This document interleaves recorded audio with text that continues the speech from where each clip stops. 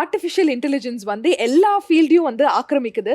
Medicine field, science field, மெயினாக வந்து உங்களோட கார்டியாலஜி ஃபீல்டில் வந்து என்ன மாதிரியான இம்பேக்ட் ஆர்டிஃபிஷியல் இன்டெலிஜென்ஸ்க்கு இருக்குது?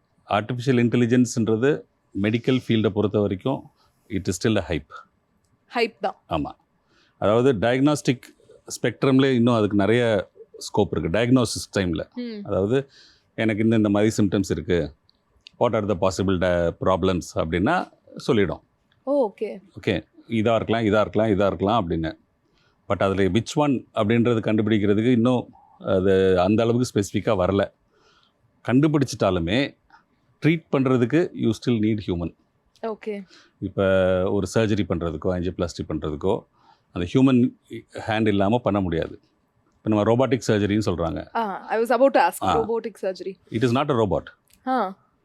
லேப்ரோஸ்கோபிக் பண்ணுறாங்க இல்லையா? ஆமாம், நம்ம லேப்ரோஸ்கோபிக் கேள்விப்பட்டிருப்பீங்க few ஹோல்ஸில்.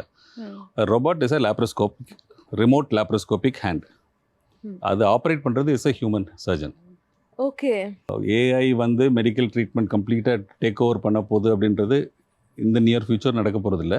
But the diagnostic side, diagnosis பண்ணுறது, நம்ம லேப் டெஸ்ட் ரிப்போர்ட்டை அப்லோட் பண்ணிங்கன்னா என்னென்ன பிரச்சனைன்னு சொல்லுவோம்.